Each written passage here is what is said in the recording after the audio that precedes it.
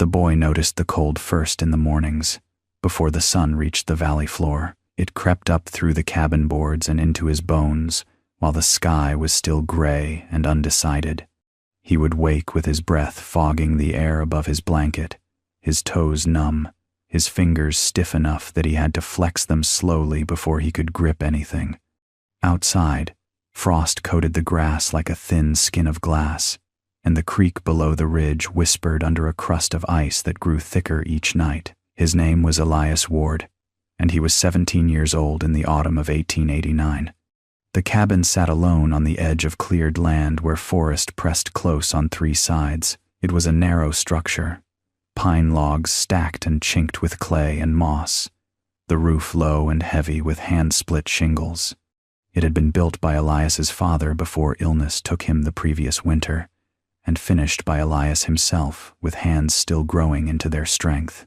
There was a stove in the center of the cabin, cast iron and scarred, with a straight pipe that rose through the roof the way everyone said it should. Elias had kept it fed since the thaw, cutting wood every day, stacking it under rough lean-tos, learning quickly how much heat escaped straight into the sky.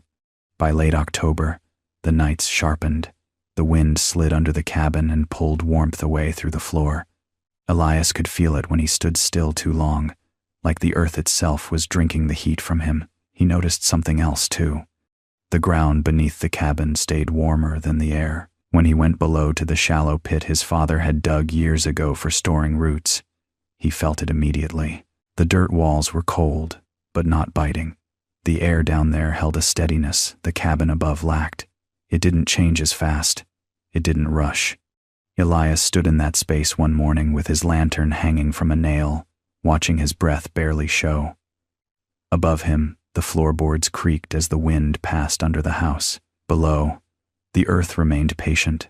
That was when the idea first settled, not fully formed, not yet sensible but heavy enough that it didn't leave him alone. He didn't speak of it at first. The men who passed his land on the way to town already watched him with a kind of quiet doubt. A boy alone, no father, no hired hands. They nodded politely but rarely stopped. Survival, they believed, required experience, and experience required years Elias did not yet have. He worked anyway. Each day followed the same rhythm. Chores at first light, wood cutting until his shoulders burned, repairs where the roof sagged or the door let in drafts. At night, he studied the stove, watching how fast the heat left it, how quickly the pipe cooled once the fire died. One evening, after a long day hauling stone from the creek bed, Elias sat at the table with a stub of charcoal and an old plank smoothed flat by years of use. He drew lines slowly, thinking more than drawing. What if the heat didn't leave so fast? What if it stayed long enough to matter? He remembered his father once saying that stone remembered warmth, that a rock left near a fire stayed warm long after the flame was gone. Elias had laughed then, too young to understand why that mattered. Now he understood. If the heat could touch more stone before it escaped, if it could be slowed, spread, made to linger, then maybe the cabin wouldn't lose everything each night. Maybe the floor wouldn't turn against him every winter. The next day, Elias began digging. He widened the shallow pit beneath the cabin, careful not to undermine the stone piers that held the structure aloft. He worked with a shovel and pick, hauling soil out in buckets, stacking it away from the foundation. It was slow, exacting labor. His hands blistered. His back ached. Neighbors noticed. "You planning to bury yourself down there?" one man called as he passed. Elias smiled and kept digging. By early November, the space beneath the cabin had grown into a low chamber. Walls stacked with field stone, he mortared carefully with lime and sand. He lined the floor with packed earth and stone, sealing gaps, thinking always about air, about flow. Then came the part he knew would bring trouble. He dismantled the stovepipe and rebuilt it so that instead of rising straight upward, it dropped through the floor into the stone chamber below. Word spread quickly. "You don't send smoke down," an older farmer said when he came to see it. "That's not how the world works." Elias listened, nodded, said nothing. He wasn't sending smoke down forever, only first. The channel he built below ran long and level, encased in stone, rising slightly toward an exit stack on the far side of the cabin. Every joint was sealed. Every turn was measured. He worked by lantern light late into the night, checking his lines again and again. When the system was finished, Elias waited until morning. He lit the fire carefully, standing still as the first smoke hesitated at the opening. For a breathless moment, nothing happened. Then the draft caught. The smoke pulled downward, moving through the stone passage below with a low, steady sound. Elias descended into the chamber, hand hovering near the stone. Warm, not hot, not dangerous, just warm. By evening, the floor above no longer bit at his feet. By morning, after the fire had gone out hours earlier, the chill had softened into something bearable. The change was subtle at first, easy to dismiss, but winter did not stay subtle. By December, snow piled high against the trees. The creek froze solid. The nights fell well below zero. Elias burned less wood than he ever had before, and still the cabin held its warmth longer. Men began to stop again when they passed. They did not laugh now. They asked questions. Elias answered them carefully, honestly, showing them the stones below, the path of the heat, the way the ground itself became part of the shelter. He did not claim certainty. He only pointed to what was working. When the cold deepened in January, and other cabins went dark to conserve fuel, Elias's window still glowed faintly at night. The floor remained warm enough that he slept without boots. The stones below released their stored heat slowly, faithfully, as if repaying a debt. One night, during the worst of the freeze, a knock came at his door. A neighbor stood outside with his young daughter wrapped in blankets, her breath shaking in the air. "Our stove cracked," the man said, "just for the night." Elias stepped aside without hesitation. That night, the cabin held more people than it ever had before. It was crowded and quiet and deeply human. The stones below radiated their warmth upward, patient and steady, while the wind screamed uselessly outside. Elias lay awake long after the others slept, staring at the ceiling, listening to the slow settling of the cabin. He understood then that this was no longer just about surviving winter. It was about learning something the land had been waiting to teach.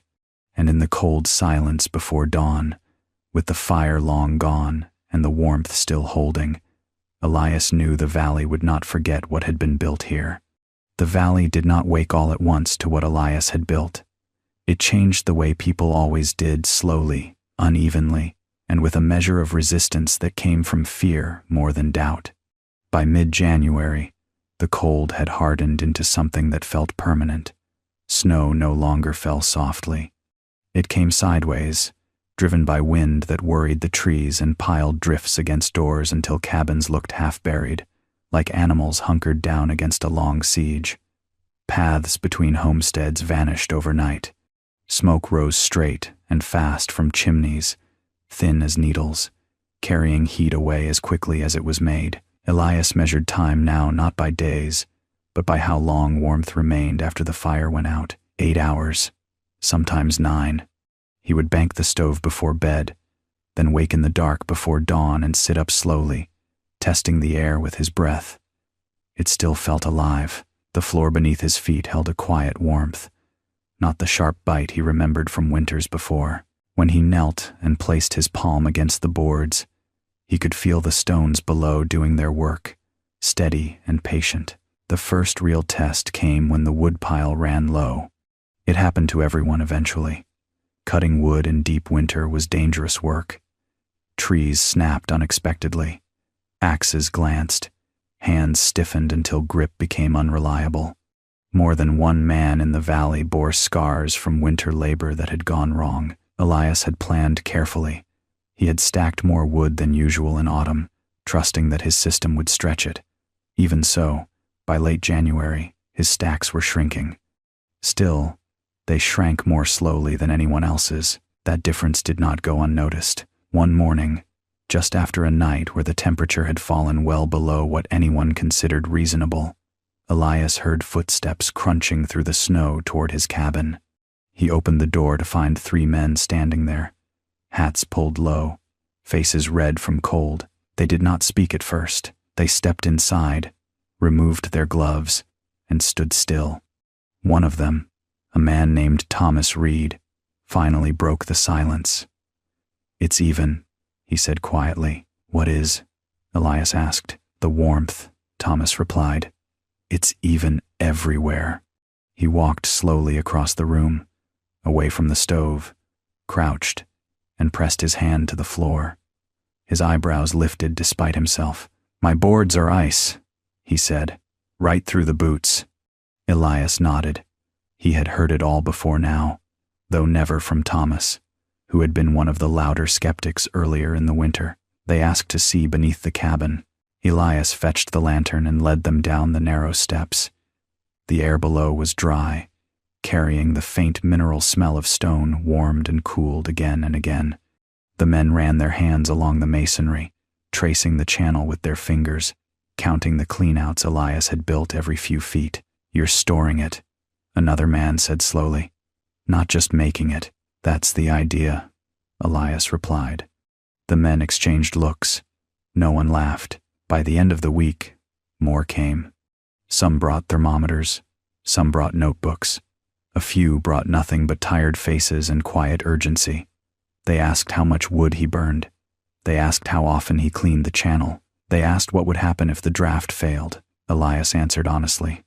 He told them he cleaned the channel once a month, that the slight rise toward the outlet kept smoke moving, that the stones absorbed heat but never trapped gases if built properly. He showed them the vents, the clearances, the care taken in every joint. He did not promise safety. He promised attention. That was when the pressure began, not from disbelief but from need. One afternoon, a man named Caleb Moore arrived with his wife and their 2 children. Their cabin had cracked under the cold, a seam opening near the hearth that bled heat straight into the air. They had patched it as best they could, but the temperature inside barely rose above freezing even with constant fire. "We don't need it forever," Caleb said, standing awkwardly in the doorway. "Just until the worst breaks." Elias hesitated. He had taken in others for a night, sometimes 2, but this was different. Space was limited, supplies were finite, and winter showed no sign of easing. He looked at the children, wrapped tight, eyes rimmed red from cold. "Come in," he said. That night, the cabin was full again. Bodies shared warmth. Breath fogged the air despite the stones working steadily below. Elias fed the stove more than usual, mindful of the extra demand. The system held. Word spread faster after that. By early February, Elias's cabin became something like a gathering point. Not loud, not communal in the usual sense, but a place people measured themselves against, a place that proved something different was possible. Not everyone approved. One evening, as Elias was splitting kindling near dusk, a voice cut through the air, sharp as the cold. "You're making them dependent." Elias turned to see Martin Hale standing at the edge of the clearing. Martin was older, broad-shouldered, known for doing things the way they had always been done. "They should be fixing their own houses," Martin continued, "not crowding into yours like refugees." Elias leaned on his axe. "I'm not stopping them. You're encouraging it," Martin said. "You're showing off some trick that might fail when it matters most. It hasn't failed yet." "Yet," Martin repeated. "And when it does, how many will you have under your roof?" The question hung between them. Elias did not answer immediately. He thought of the stones below, the care he took each day, the way the system demanded respect rather than blind trust. "I don't invite anyone," he said finally. "I don't promise anything. I only show what I've built." Martin shook his head. "You're young," he said. "You don't know the weight of leading people." Elias watched him walk away, the snow swallowing his footprints almost as soon as they were made. That night, Elias could not sleep. Not because of the cold, because of the responsibility. He lay awake listening to the soft, slow release of warmth from the stones below, aware that more than comfort rested on them now. If something went wrong, if the draft failed, if a joint cracked, if the fire burned too hot or too cold, it would not be just his risk anymore. Before dawn, he rose and went below. Lantern light flickered across stone and mortar. Elias ran his hands along every surface, checking for dampness, for cracks, for anything out of place. He cleaned the channel thoroughly, working slowly despite the cold creeping into his fingers. When he climbed back up, the cabin was quiet. Snow tapped softly against the walls. Elias stood alone in the center of the room and made a decision. If this was going to spread, it needed to spread correctly. He began drawing plans, not perfect, not formal, but clear. He wrote down measurements, slopes, materials. He marked where mistakes could happen, where shortcuts would turn dangerous. When men came asking again, he didn't just show them, he taught them. He refused to help anyone build unless they followed the principles fully. No half measures, no rushed masonry, no ignoring cleanouts or ventilation. Some walked away, others stayed. As February wore on, the cold reached its deepest point. Fires elsewhere burned constantly and still failed to hold back the night. Elias's woodpile shrank, but it did not vanish. His cabin stayed livable, even with others inside. One night, as the wind howled harder than Elias had ever heard it, he stood at the door and looked out over the valley. Smoke rose thin and desperate from scattered chimneys. Somewhere, someone was waking to a cold floor, to stiff fingers, to the long fear of running out. He closed the door gently. Below him, the stones held their warmth. And Elias understood that winter was not finished testing him yet, but that he was no longer facing it alone. The first mistake happened 2 ridges away, and Elias heard about it before he ever saw it. It came to him through fragments, half-finished sentences carried by the cold, worried looks exchanged in town. The way men stopped him mid-stride to ask questions they should already have known the answers to. Someone had tried to copy the system. Not carefully, not fully. They had dropped the pipe into the ground, run it sideways through loose stone, and sent it back up without sealing the joints or allowing the rise Elias insisted on. They had skipped cleanouts. They had rushed the mortar because the cold made patience feel like a luxury. The result wasn't disaster, but it was close enough to shake people. Smoke backed up one night. The family woke, coughing. They opened the door and let the cold rush in, choosing frost over fear. No one was harmed, no one was injured, but the story spread faster than the truth. "See," some said, "it's dangerous." Others said nothing but stopped coming. Elias felt the weight of it immediately. He walked to the cabin 2 days later, boots sinking deep in snow, heart heavy with every step. The man who'd built it stood outside, shoulders hunched, eyes rimmed with exhaustion. "You didn't follow the plan," Elias said gently, after he'd seen the basement. "I thought I understood," the man replied. "I thought the stone alone was enough." Elias knelt and touched the masonry. It was cold, dead. The heat had never stayed long enough to matter. "It isn't just stone," Elias said. "It's how the heat moves through it. It has to want to stay." They spent the day rebuilding parts of it together.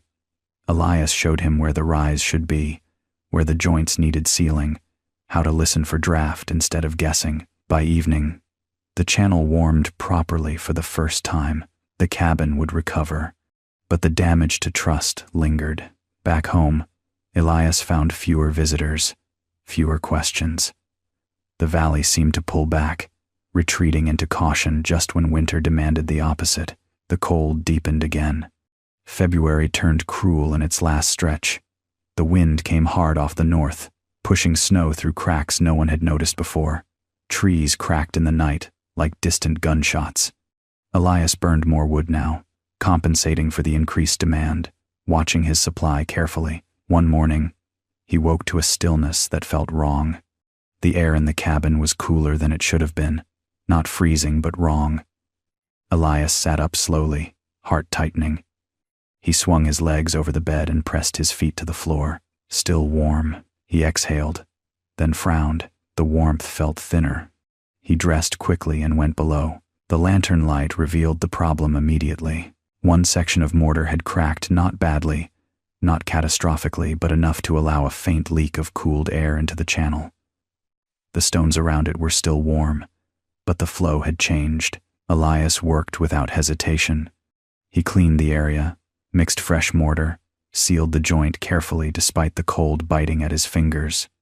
He adjusted the damper slightly, coaxing the draft back into balance. By the time he climbed up again, the system had stabilized. No one else had known, but Elias did. That night, as the wind screamed outside, Elias lay awake thinking about the valley's half-built systems, the shortcuts people were tempted to take when cold pressed hard enough. If his own careful work could fail with a single crack, what of the others?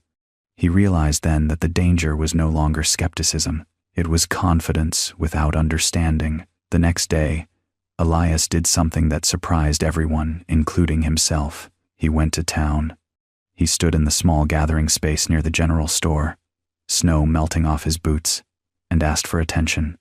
People gathered slowly, wary but curious. He didn't defend himself. He didn't argue. He told them about the mistake. He told them about the crack.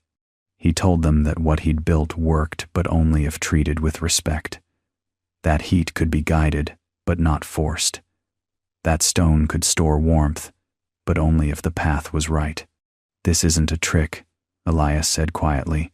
"It's a system, and systems don't forgive shortcuts." Some nodded, some frowned, but they listened. After that, the questions returned more careful now, more precise. Fewer people tried to build alone. More asked for help. Elias refused payment, but he did ask for time, for patience, for willingness to do it right. Winter began, slowly, to loosen its grip. The days grew longer. The sun climbed higher. Snow softened at the edges. Elias's woodpile, though diminished, still stood. Others were not so fortunate. One evening near the end of February, Martin Hale returned. He stood in the doorway, hat in his hands, pride clearly swallowed by necessity. "I was wrong," Martin said. "Not about danger, about you." Elias said nothing. "My place is cold," Martin continued. "The fire eats wood and gives nothing back.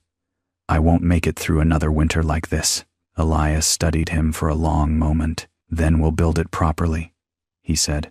They worked side by side for days. Martin was strong, careful when shown how to be. He asked questions. He listened. When the system was finished and the first fire lit, Martin stood silently, feeling the warmth rise slowly through the floor. "It's different," he said finally. "Yes," Elias replied. "It's patient." By the time the thaw came for good, several cabins in the valley held warmth the way Elias's did. Not all, not yet, but enough that when spring arrived, it found a community changed, not just warmer, but wiser. Elias stood one evening at the edge of his clearing, watching snow retreat into shadow. The stones below his feet released the last of winter's stored warmth, faithful to the end. He knew now that the valley would carry this lesson forward, but he also knew winter would return, and when it did, it would not be fooled by rumor or fear, only by what truly worked. Spring came quietly that year, as if winter had tired of the fight and simply loosened its grip without announcement. The creek broke its ice one gray morning with a sound like a long sigh. Snow withdrew into the trees and shadows, leaving the ground dark and soaked. Mud returned. Birds came back in hesitant pairs. The valley breathed again. Elias worked through it all, repairing what winter had strained. He reset, stones shifted by frost, replaced boards that had warped, cleaned the heat channel one last time before the warmth of the season made fires unnecessary. When he sealed the final clean-out and climbed back into the light, he felt something close to relief, but not satisfaction, because Elias knew winter was never finished.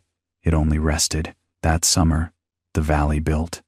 Not wildly, not all at once, but steadily, with care that hadn't existed before. Cabins under construction now had deeper foundations. Stone was stacked not just for support, but for purpose. Heat paths were discussed the way roof pitch and drainage always had been. Elias was asked to look over plans, to walk sites, to speak when men argued about slopes and materials. He never took charge outright, never called himself an authority. He only asked questions. Where will the heat go? How long will it stay? What happens when the fire dies?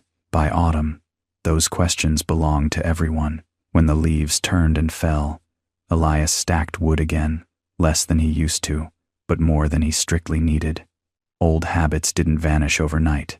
He watched the first frosts silver the ground and felt the familiar tightening in his chest that came with the changing season. The valley prepared more deliberately now. Cabins that had nearly failed the previous winter stood reinforced. Stone chambers beneath floors waited quietly, unfinished but planned. Some families had chosen not to rebuild yet, unwilling or unable. Elias worried about them, though he said nothing. The first snow came early. By mid-November, winter announced itself with confidence. The wind returned, sharper than before. Elias lit his first real fire of the season and listened as the system woke again, stones warming, draft settling into its familiar rhythm. The cabin held, others did too. Not all of them equally. Some systems needed adjustment, some drafts stalled. Elias walked miles in the snow that winter, lantern in hand, helping where he could. He showed people how to listen for airflow, how to recognize heat stored rather than heat spent. And then came the storm. It arrived in early January, riding a front so cold it silenced the valley.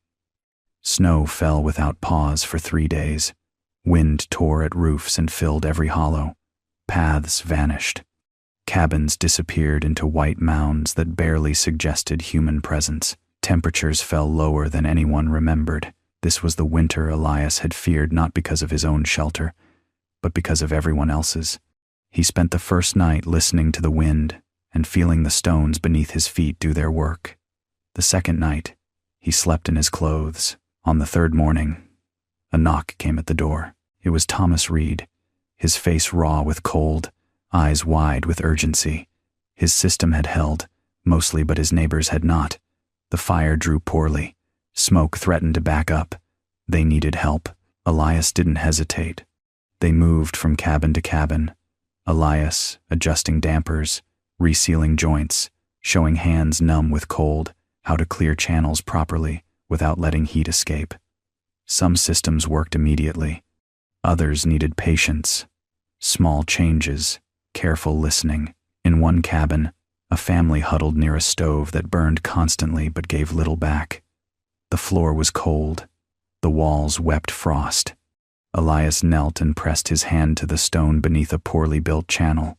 He shook his head. "This one won't hold," he said softly. "Not this winter." The family looked at him, fear sharp in their eyes. "Come with us," Elias said. "Just until the storm passes." They crowded into cabins that could take them. People shared space without complaint. Food stretched thinner but lasted. Fires burned slower, smarter. Stones below floors glowed with stored warmth, released inch by inch against the cold. For 10 days, the storm ruled the valley. When it finally broke, the damage was clear, but so was the difference. Cabins built the old way stood dark and empty, abandoned for warmer shelter. Cabins built with care, whether fully finished or not, remained alive. No one argued after that. When spring returned again, it returned to a valley changed in ways no storm could undo. That summer, Elias did not build alone. He worked with others to help finish systems that had only been half complete. Stone was hauled, channels were laid, mistakes were corrected before they became dangers. By autumn, the valley no longer asked whether the method worked. They asked how to do it best. Elias stood one evening at the edge of his clearing, older now in ways that had nothing to do with years. He watched smoke rise lazily from chimneys across the valley, each plume thinner than it had been before, each one wasting less. He thought of his father, of the winters that had taken more than they should have. He thought of the first morning he had stood barefoot on a warm floor and known something had changed. He had not set out to teach anyone. He had only listened.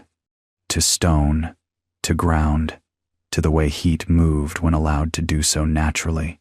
Years later, when Elias finally built a larger house farther up the ridge, the old cabin remained. It was used by others now, a place of quiet learning, a shelter that had already proven itself. Children played on its warm floor in winter. Elders rested there when the cold pressed too hard. No one called it clever. They called it sensible. And when the wind came again, as it always would, the valley met it not with fear, but with preparation, stone laid with care, heat guided with respect, and the knowledge that survival was not about fighting nature. It was about understanding it. And that was the lesson Elias left behind. If you enjoyed this story, click the video on your screen now to watch another unforgettable tale where destiny and courage collide in ways you never expected. Don't forget to subscribe and consider to hype our video to help us keep bringing you more stories like these. Your support means everything to us.